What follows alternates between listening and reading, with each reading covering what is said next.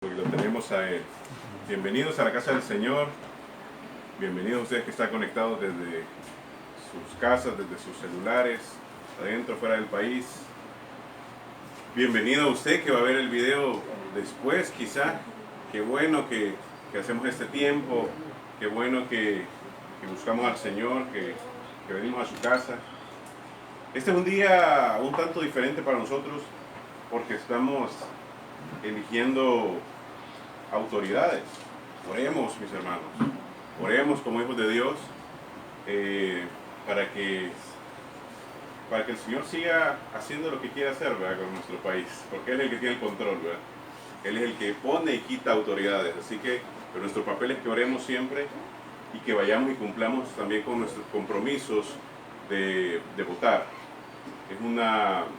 Es un privilegio, es un derecho ciudadano, pero una obligación también. Como hijos de Dios respetamos esa autoridad, ¿verdad?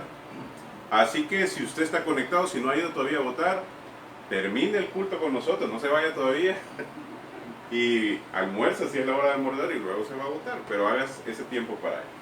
Qué bueno que estamos acá. Ayer estuvimos con mi esposa compartiendo con los jóvenes de la iglesia Gamaliel, con el Ministerio de Alabanza, y leíamos algo muy importante. Fíjense, en el Salmo 133 dice: mirad cuán bueno y delicioso es que habitan los hermanos juntos, escribía el salmista.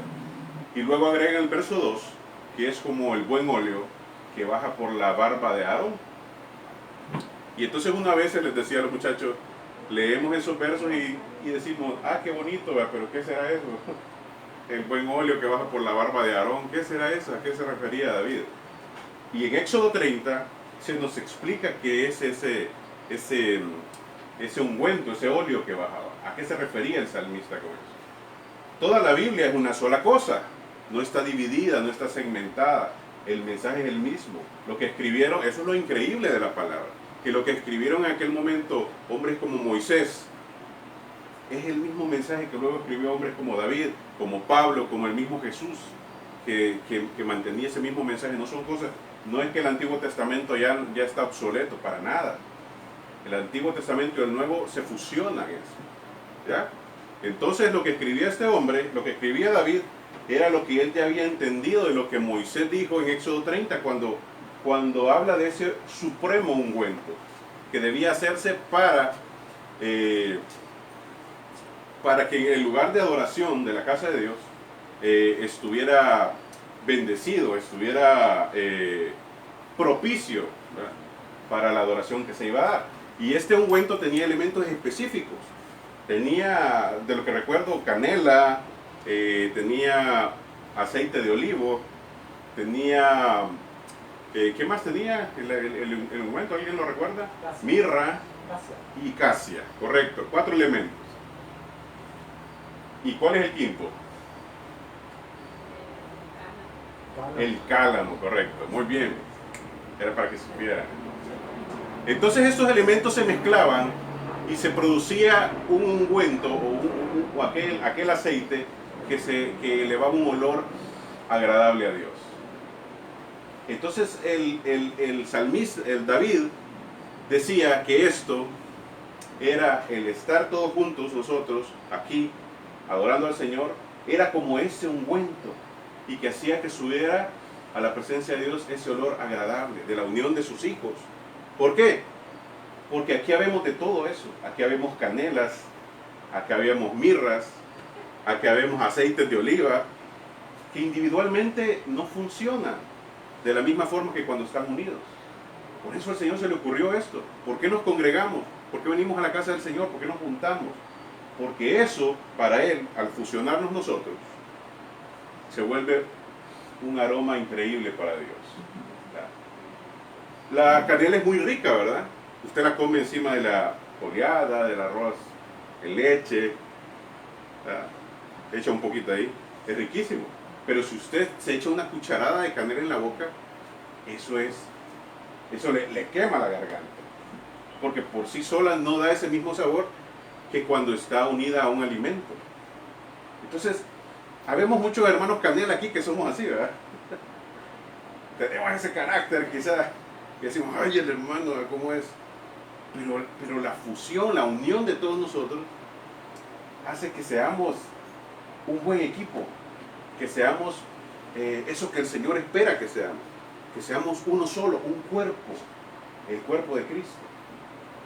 Entonces eso compartíamos ayer con ellos y decíamos, qué bueno que estemos aquí, qué bueno que nos juntemos, qué bueno que nos convirtamos en ese óleo que bajaba. ¿Por qué? Porque fíjense, esa unión, ese supremo ungüento que se hacía, era para ungir también a los servidores. Entonces le echaban encima a este hombre, a Aarón, le echaban ese aceite, y entonces por eso es que dice que baja por la... Qué poético era David, ¿verdad? Porque dice, el que estemos aquí juntos, el que estemos aquí adorando al Señor, que estemos esperando su palabra, es un olor tan agradable como aquel aceite que le echaban a Aarón y corría por sus barbas. Ya lo entendemos mejor, ¿verdad? Es por eso, porque era ese ungüento supremo que se hacía de la unión de estos elementos que el Señor había dicho en Éxodo a Moisés. Muy bien. Entonces, qué bueno que esté aquí. Vamos a tomar nuestras Biblias. Vamos a tomar unos minutitos nada más para compartirle algo que el Señor tiene para nosotros. Vámonos al libro de Hechos, al capítulo 27. Hechos 27. Y yo lo pongo en contexto.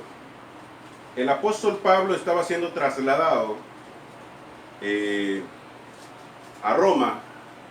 Estaba preso por predicar el Evangelio y estaba siendo trasladado a Roma. La forma de trasladarlo venía desde Creta, era a través de una embarcación. Tenían que cruzar el mar. Entonces ocurrió lo siguiente: Pablo sabía que al salir de Creta no iba a ser un buen viaje. Él sabía que iba a haber problemas y se los advierte a la tripulación. Pero ¿qué podía contar la palabra de un preso, ¿verdad?, a la del capitán del barco, a los navegantes? Sin embargo, Pablo les hizo fuerza en eso, en que iba a haber problemas.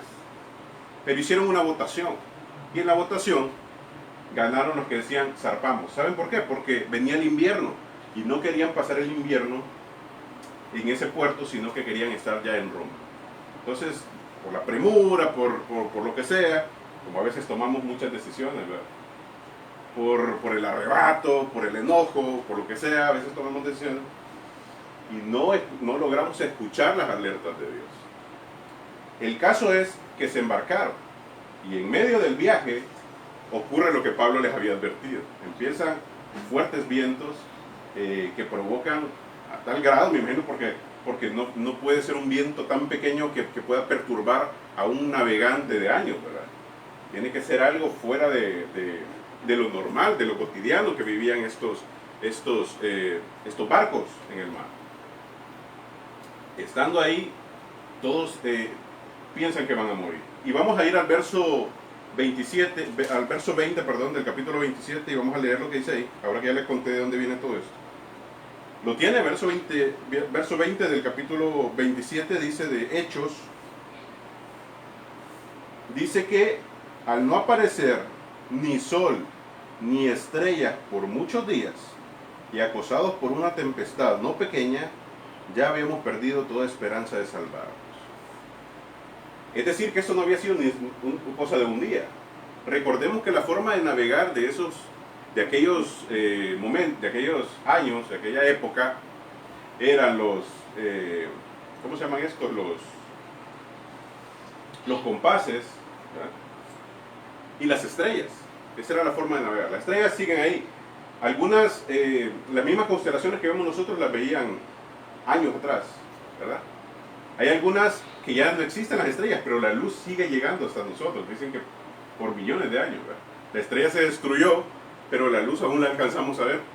Quizás toda nuestra vida vamos a morir nosotros y la luz sigue ahí. Entonces era la forma de navegar en la noche, pues, de orientarse, ¿verdad?, según las constelaciones y las estrellas. Pero la tempestad era tan grande que no se miraba nada. Ni siquiera en el día se lograba ver el sol. Aquella era una oscuridad total. Y dice el verso 20 que leíamos, que ya habían perdido las esperanzas de salvarse. ¿Cuántas veces hemos vivido días así? Semanas así, años en desesperanza y en oscuridad, pensando que quizá ni Dios nos está escuchando ya. Nos sentimos solos, ¿verdad? Cuando vivimos días oscuros, cuando cuando vemos aquellos días que no podemos ni siquiera ver las estrellas, porque hay una oscuridad tan grande que nos rodea, que nos entristece, que nos debilita, perdemos las esperanzas. Perdemos, incluso olvidamos la palabra que Dios ha depositado en nuestra vida. Olvidamos que somos hijos de aquel hombre que calmó la tempestad en aquella barca.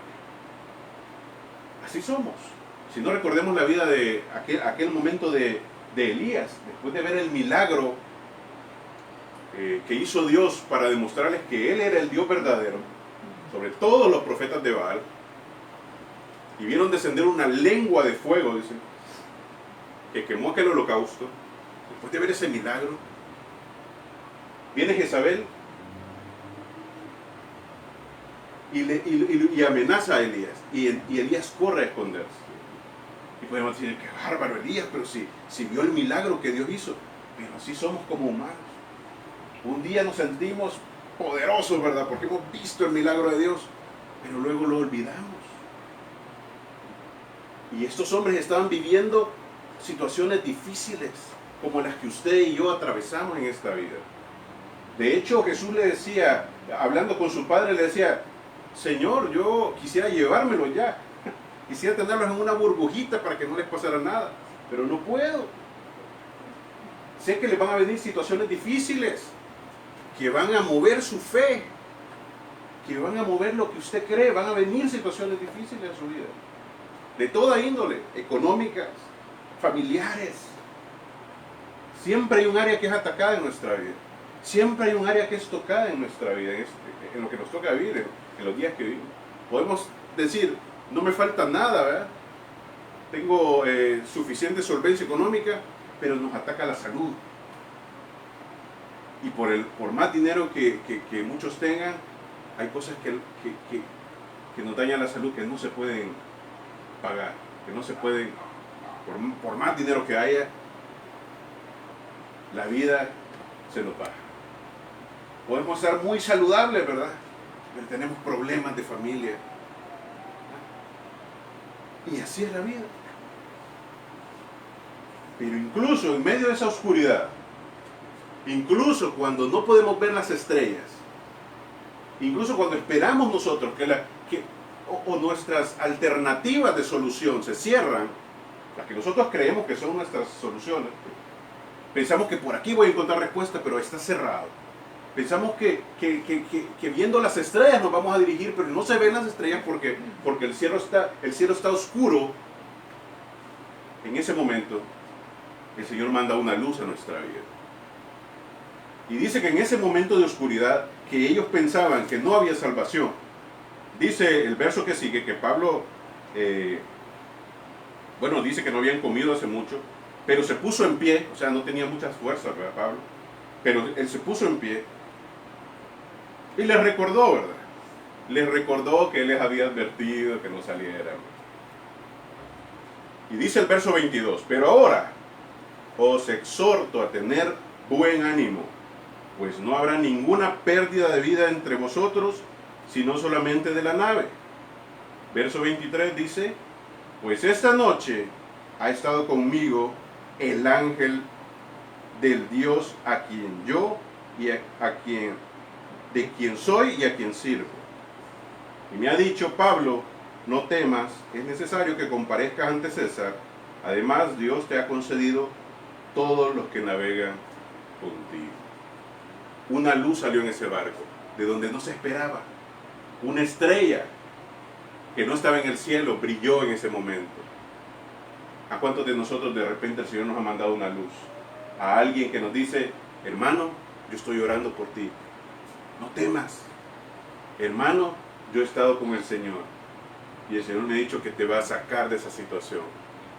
Hermano, yo estoy intercediendo para que Dios haga un milagro en tu vida. El Señor enciende una luz donde no lo esperamos. Nos manda ánimo de donde parece que no lo hay. Cuando el desánimo está reinando, y ese es el versículo 20, y ya no teníamos esperanza de vida, se levanta alguien. El Señor enciende una luz ahí. Se levanta alguien y dice, tenga buen ánimo, no porque yo lo digo, sino porque el Señor me ha hablado. Pero para que el Señor le haya hablado a esta persona, es que él estuvo con el Señor.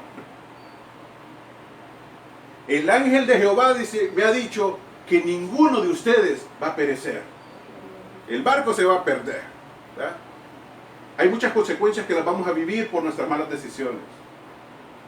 Nos va a tocar sobrellevar consecuencias porque tomamos una mala decisión a pesar del consejo a tiempo. Pero el Señor te dice hoy que aunque se pierdan muchas cosas, tú vas a llegar a puerto seguro. Tu barca va a llegar a puerto seguro. Tú vas a salvar tu vida.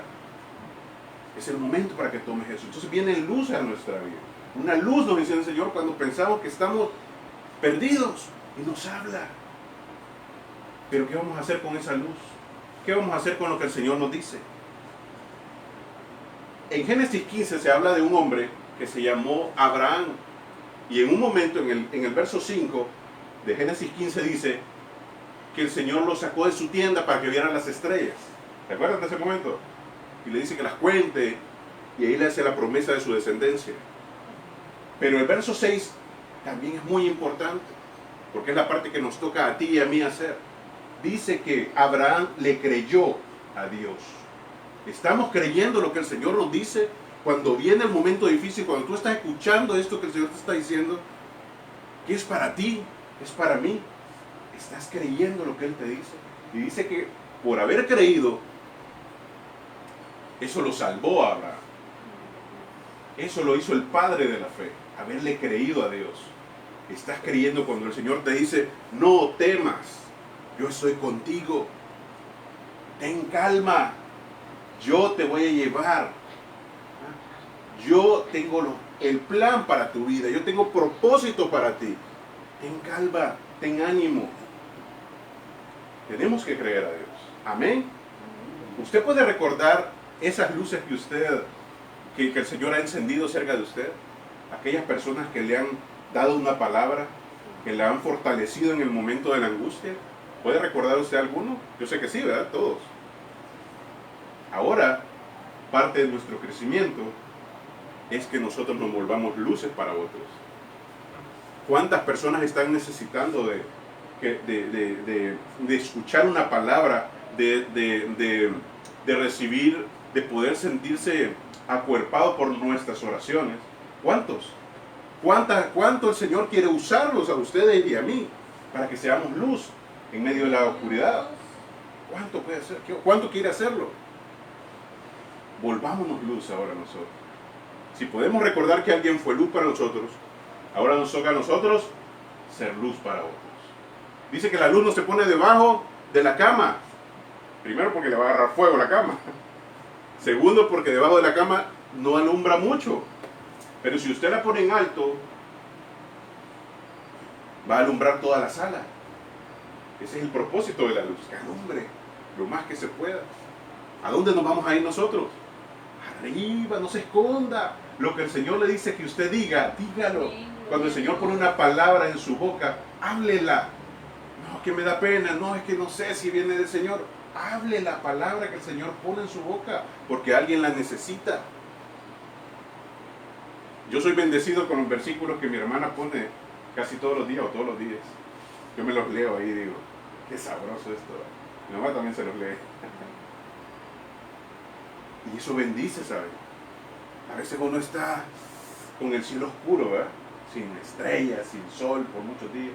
Y lee aquella palabra y es como algo refrescante para la vida. La palabra de Dios es eso.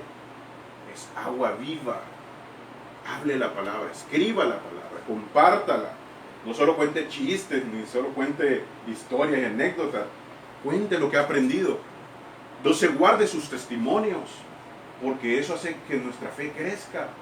Porque para usted puede ser algo muy pequeño, pero no sabe lo que puede impactar en otros corazones, esos testimonios. Cuente lo que el Señor hace en su vida. Cuente cómo el Señor obra, porque eso hace que usted se vuelva luz para otros en un momento de oscuridad. Pero para poder ser luz necesitamos intimidad. Intimidad, a lo que me refiero con intimidad, es a una cercanía tan grande donde no hay nada que ocultar. Normalmente cuando pensamos en intimidad quizás pensamos en desnudez, ¿verdad? Y también tiene una lógica eso. Desnudez es estar sin nada que ocultar. Pero cuando hablo de intimidad con Dios es, de hecho Él nos conoce completito, a Él no le podemos engañar, no podemos ocultarle nada. Pero que nuestro corazón tampoco intente ocultar nada. Eso es intimidad. Y la cercanía con Dios, de poder estar tan cerca de Él, que podamos escuchar lo que tiene que decir para nosotros. Y eso también va a afectar no solo a nosotros, sino a nuestro entorno. Intimidad, buscar al Señor. No solo de oídas, como decía Job, perdón. No solo de oídas te había oído, sino que ahora mis ojos te ven, porque estamos cerca de Él. Inevitablemente, cuando tenemos intimidad con el Señor, nos vamos a parecer a Él. Entonces mucho de nosotros va a cambiar. Mucho de lo que somos, que a veces hasta nosotros mismos odiamos, va a cambiar. Porque inevitablemente cuando nos acerquemos al Señor, nos vamos a parecer a Él. Nos vamos a hacer más como la forma en que Él piensa. Vamos a tener un lenguaje más parecido al como Él habla. ¿Ya? Que las cosas que no son serán hechas. ¿Ya? Por ejemplo, ¿se acuerdan aquel momento cuando Jesús es apresado y es llevado a ser juzgado? Los discípulos andaban cerca, uno de ellos era Pedro, le seguía, dice, de lejos, pero le seguía, o sea, no le perdía de vista. Iba viendo qué estaba pasando con Jesús. No sé qué había en el corazón de Pedro en ese momento, qué aflicción podía haber, de ver que a su maestro se lo llevaban injustamente, lo golpeaban, ¿qué más? ¿Cuántas cosas le hicieron a Jesús? Y él seguía de lejos. Y cuando llegó a cierto lugar donde tenían a Jesús, la gente que estaba alrededor lo vieron y dijeron, ¿tú andabas con Jesús? Y Pedro empezó a negar por temor, ¿verdad? No, yo no. Y hay un versículo, el 73 de Mateo 26, que dice que se sentó, en aquel momento era un poco frío, se acercó quizá a una fogata donde había gente. Y le dijeron, tú eras de los que andaba con Jesús, porque tú hablas como Él hablaba. Gloria a Dios. Qué increíble eso. Lo pasamos desapercibido a veces porque fue el momento que Pedro negó a Jesús, ¿verdad? Pero esa verdad que le dijeron esas personas era porque Pedro había pasado con el maestro mucho tiempo y su forma de hablar ya no era era tan reconocida, o sea, era tan diferente que lo vinculaban con Jesús. Nos vinculan a nosotros con Jesús. ¿Qué es lo que hablamos nosotros? ¿Hablamos maldición o bendición? ¿Qué declaramos sobre nuestra familia? ¿Qué hacemos en nuestra casa?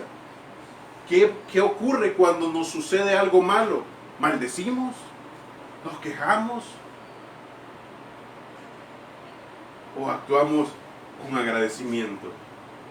Dando gracias por todo, como dice la palabra. Ay, que me robaron la cartera esta semana. Ay, qué cólera, porque mi cartera no tenía dinero, pero todos mis documentos me toca sacarlos. Ay, qué desgracia. O decimos, bueno, Señor, me fue la cartera, pero gracias a Dios no me pasó otra cosa. No me sacaron una pistola o no me metieron un cuchillo, que puede pasar en cualquier momento. Gracias. Ese agradecimiento, ¿verdad? Tenemos que practicarlo. Tenemos que hablar como Él hablaba para hacer luz. Intimidad. Muy bien. Y miren, hay otra historia parecida en la Biblia sobre un naufragio. ¿Quién la recuerda? ¿Quién me recuerda otro naufragio ahí? O más que naufragio, otra situación de tempestad, pero no aquella de Jesús. Hay otro personaje en el Antiguo Testamento que también tuvo problemas en su embarcación. Pero esto era este era bastante diferente al caso de Pablo. ¿Alguien recuerda? Jonás, correcto. Jonás se embarcó y tuvo problemas en su viaje en el mar. Los Jonás son aquellos que se embarcan huyendo del propósito de Dios.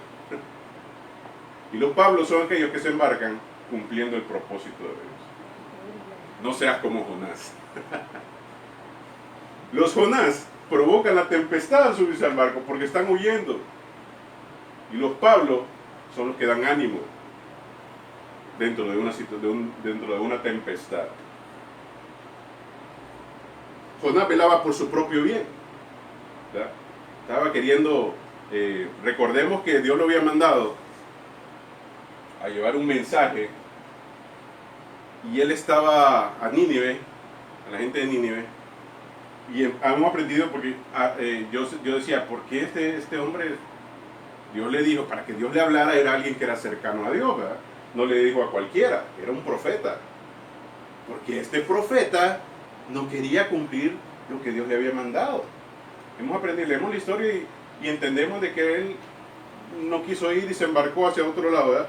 Si el punto A quedaba al sur, él agarró hacia el norte. ¿Por qué? Porque la gente de Nínive había sido continuamente usada por Dios para castigar a Israel. Entonces no era gente de su agrado, obviamente.